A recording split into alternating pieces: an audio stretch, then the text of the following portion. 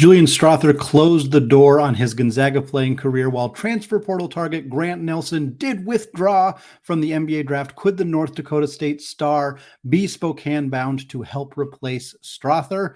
Let's discuss.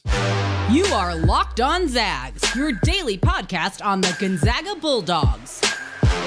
Part of the Locked On Podcast Network. Your team every day.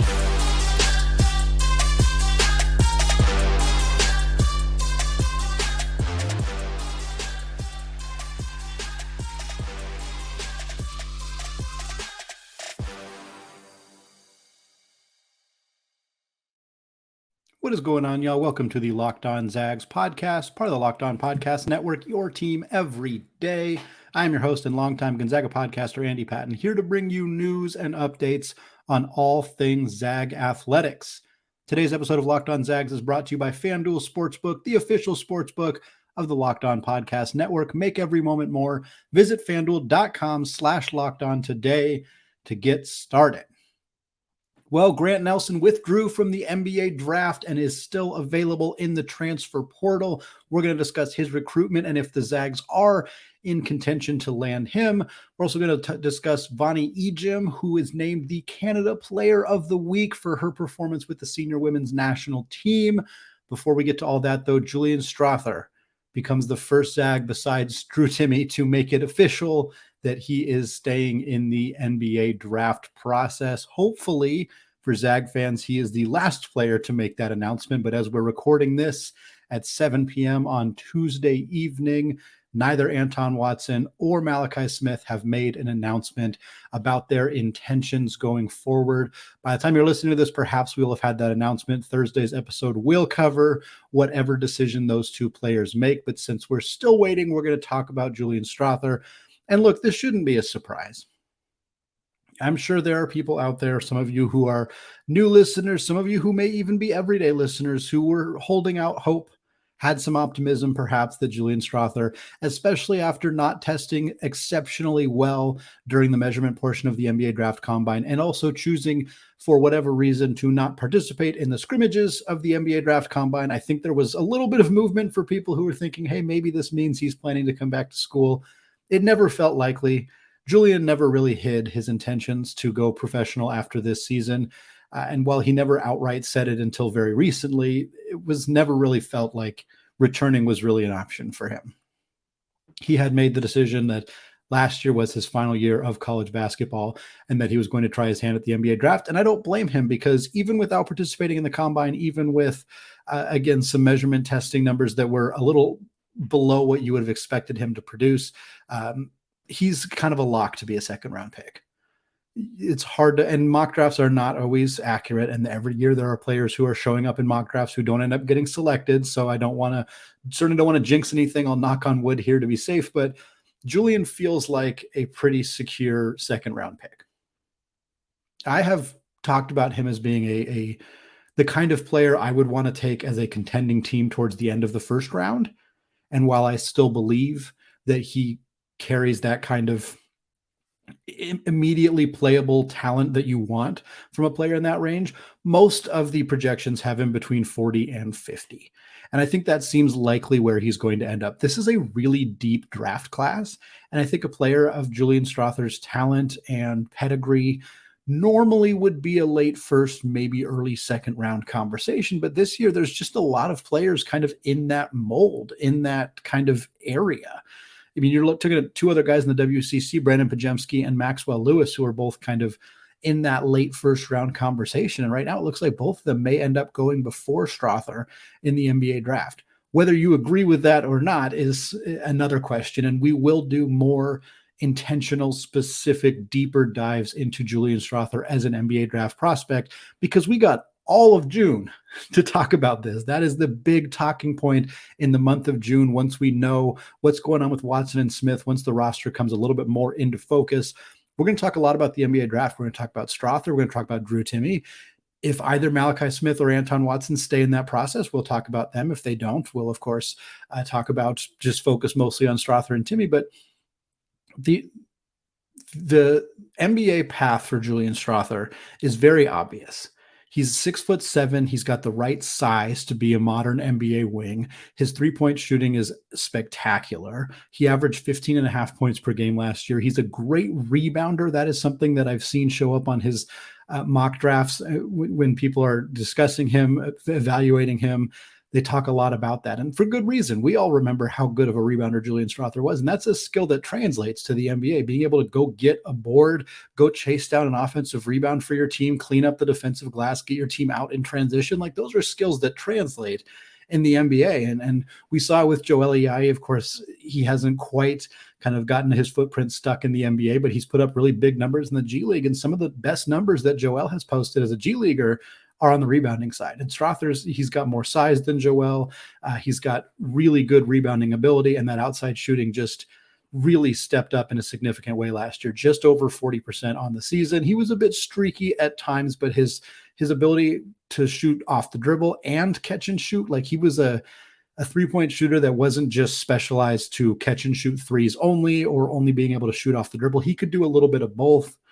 He could shoot from the corner. He could shoot from the top of the key. He could shoot from the wing. He had one of the best floaters in all of college basketball, 93rd percentile per Synergy Sports in terms of that floater for him. So one of the best shots literally in college hoops last year. And a guy that, there's some questions about what he's going to bring on the defensive end of the floor.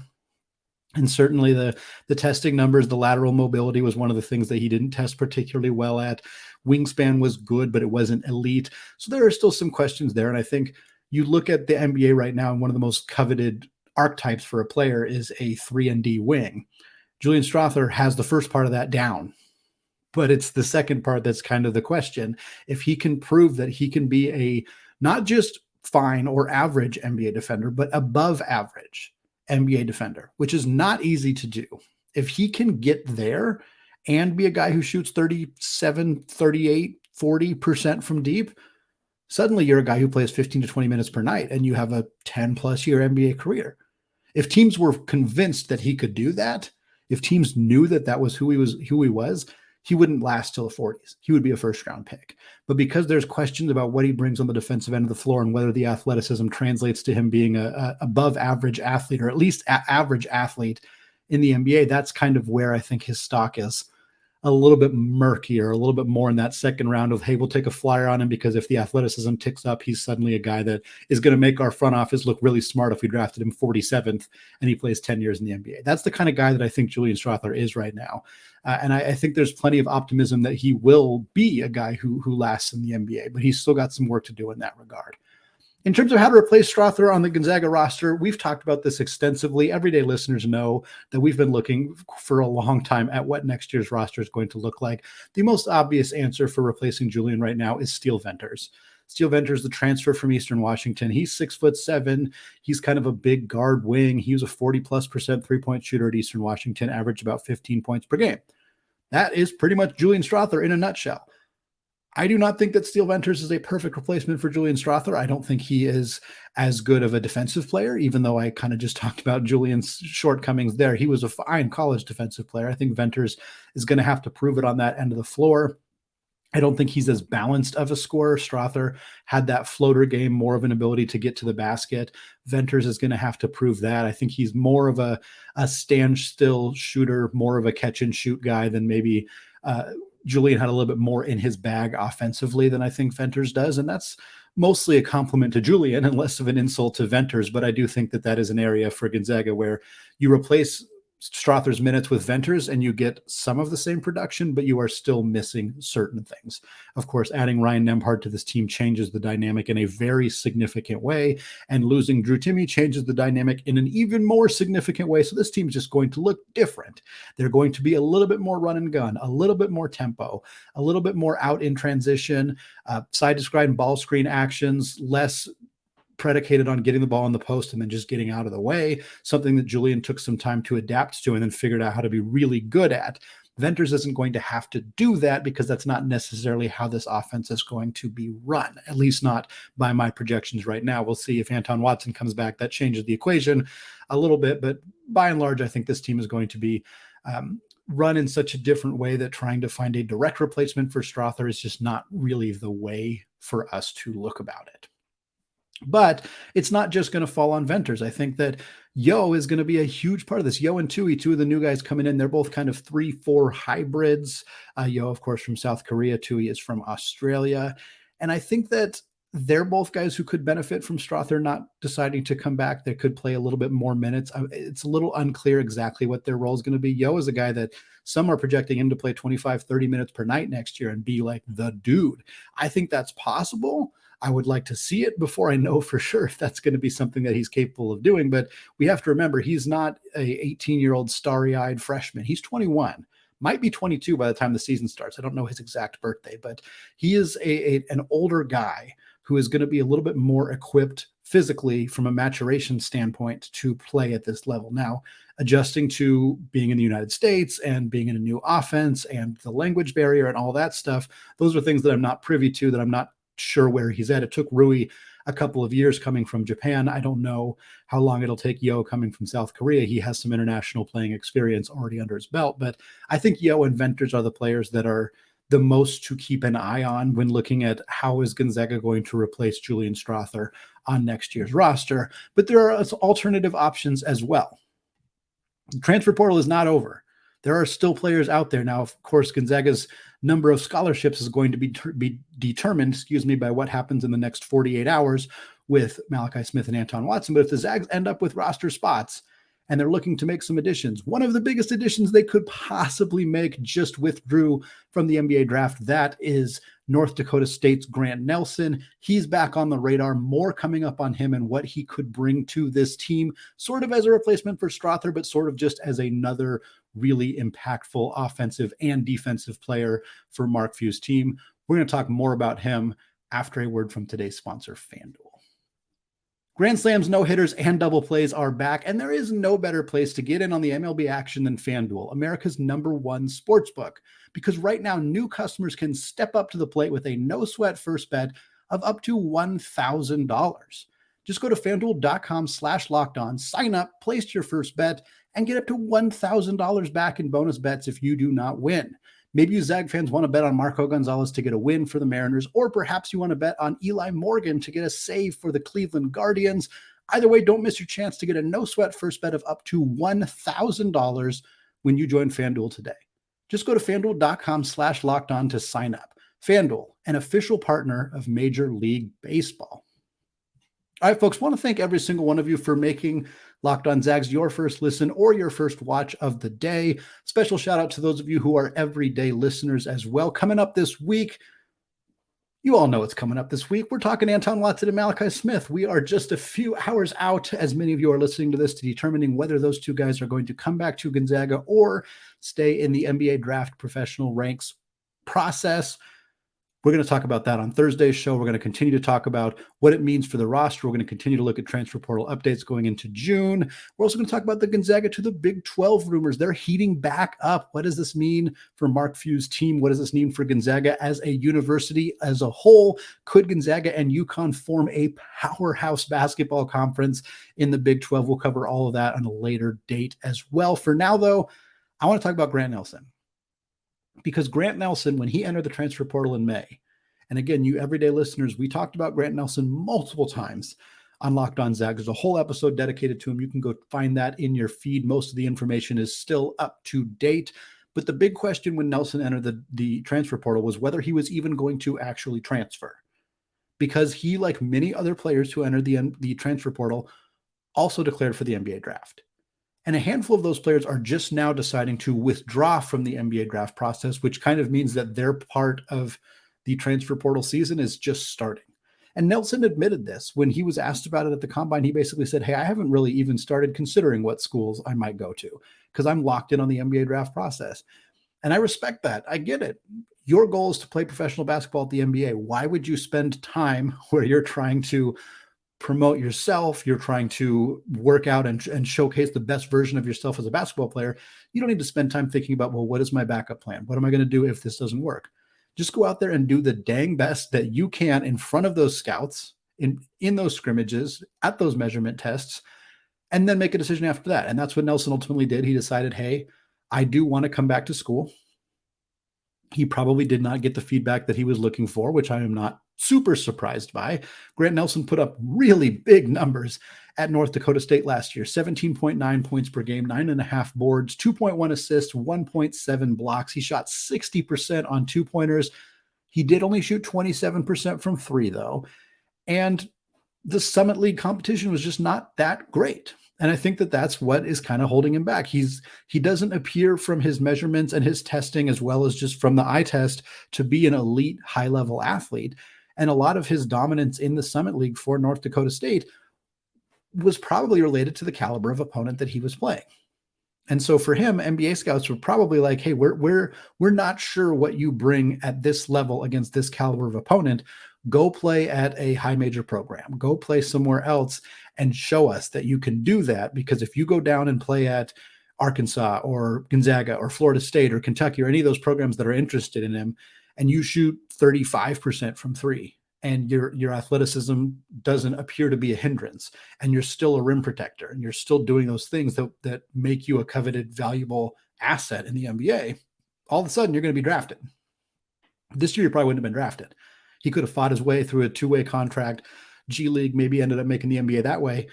But you come back to school, you make a couple $100,000 playing somewhere on the big stage. You're a huge addition for some high major program. And then all of a sudden you go out and you play as well or better than you did at North Dakota State. Suddenly your draft stock takes a boost.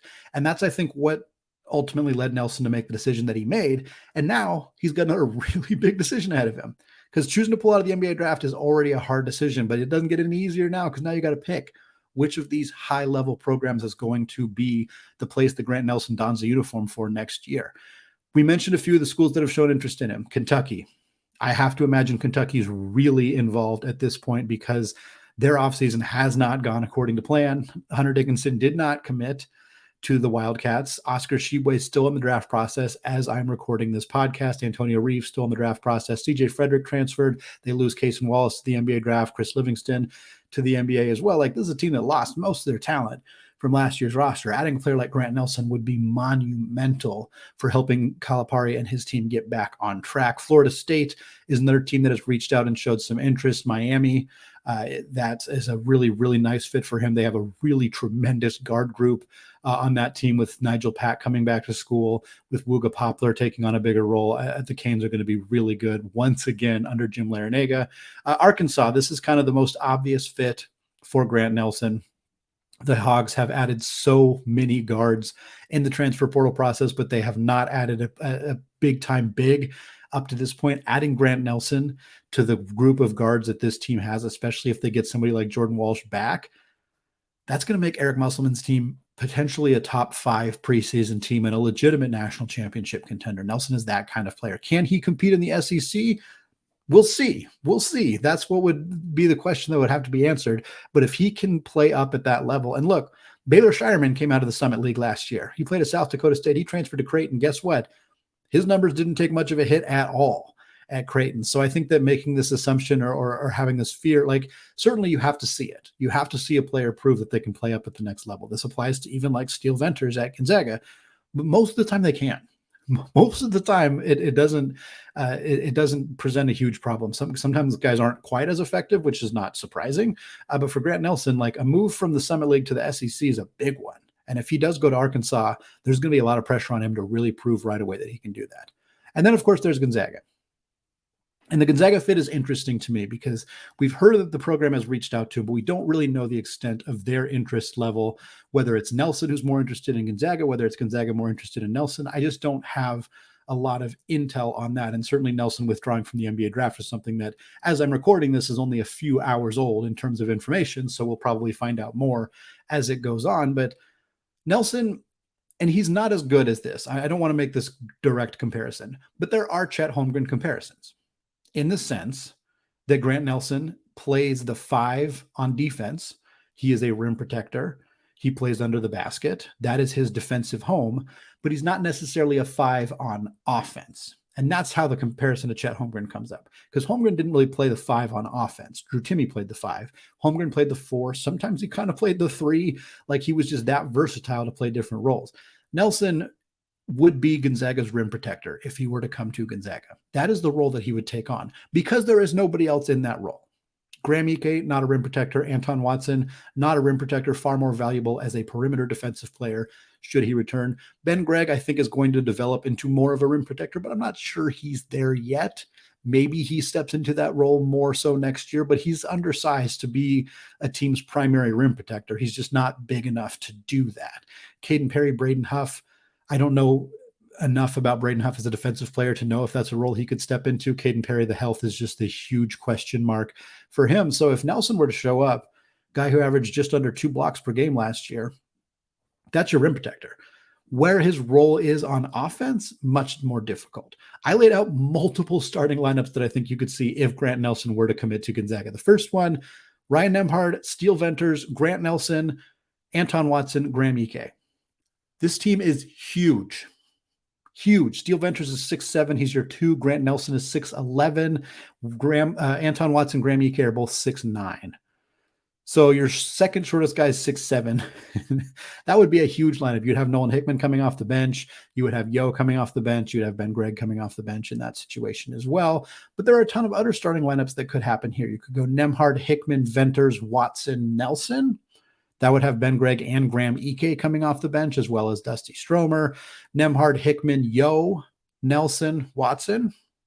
That's a really big one as well. Like, there are so many options. Because Grant Nelson can play the 3, the 4, and the 5 on offense, because he is more of a 5 defensively, it creates a lot of different matchups. For Gonzaga, Nelson's 27% three-point shooting last year is going to be a question mark. We've talked a lot on this show about what I've called the Ryan Woolridge effect, where players who come from a program where they were the opposing team's primary target defensively to going to a situation at Gonzaga where he would not be the opposing team's biggest issue to defend. He's going to get more open looks. Has better teammates around him, more open threes. If Grant Nelson was in Gonzaga's offense next year, I almost guarantee you he would shoot better than 27%. Probably better than 30%, maybe better than 32, 33%. And that's the kind of bump that if Grant Nelson were to come to Gonzaga, play in a more high profile, high octane, high tempo offense, get more open looks from 3, knock them down, and still look like a capable defensive player on the rim, suddenly he's draftable. Suddenly he is a second-round pick, a lock to be a second-round pick. He plays well enough, suddenly he's in the first-round conversation. I don't know that Gonzaga is going to be the most appealing option for Grant Nelson because they don't have a lot of guaranteed playing time in the front court. He would certainly play. He would certainly start. He's that talented, but it's not as easy to see the fit unless Anton Watson doesn't come back, which, as we're recording this right now, no announcement has been made, of course, but the odds have continued to be in the favor of Anton Watson returning. If he doesn't return, then Grant Nelson, it's much more obvious to see the fit for him in Spokane. If Watson does come back, they could still add Nelson. It just creates a little bit more of a roster crunch in a way that I'm sure Mark Few would be happy to have to deal with it, but it would create some questionable lineup decisions that Mark Few would have to make to figure out how to make all of these pieces work. All right, well, we are closing out the show today looking at Yvonne Ejim, who is making a name for herself on the Team Canada Olympic circuit. More coming up on that right after this. All right, segment 3 here, still Andy Patton, still locked on Zags, and we are switching away from talking about Julian Strawther and Grant Nelson on the men's side to talk about Yvonne Ejim, who was named the Toyota Canada Player of the Week for the week of May 22nd through 28th in Canada. There's a men's player of the week and a women's player of the week. Thomas Scrubb was the winner on the men's side. Ejim was the winner on the women's side. There was a nice little press release from the Team Canada website talking about why each player was selected for Yvonne. She's with the senior women's national team at training camp, which is a huge deal. She's currently listed, if you look at the rosters on their website, she's listed on the U23 roster, which participated in an event called Global Jam last year in Toronto. And she was on that roster, but she is currently with the senior women's national team during training camp and reportedly looked excellent. There's no statistics to back up her performance as the Toyota Canada Player of the Week. They did not give us any data indicating why she earned that, but obviously they would not have picked her if she had not been impressing people in camp. Canada has their first exhibition game against Japan on Friday in Victoria, BC. I'll be very interested to see if Ejim plays much, at all, little, a lot in that event, because right now she's competing to be a legitimate Olympian for this team, like not just U23, not just participating in junior events or FIBA events or whatever, like a straight up Olympian. I'm not sure if she's going to get there by the time the Olympics roll around next year. We'll find out. But getting named Player of the Week and impressing everybody at the senior women's national team camp is a darn good start for Miss Ejim. Very excited for her. She could become the next in a very long line of Gonzaga basketball players who have represented Canada in the Olympics. Kelly Olynyk has been a big part of Canada basketball for the last decade plus. Kevin Pangos, of course, when he has been healthy, has been a big part as well. Kyle Wiltshire has participated in the past.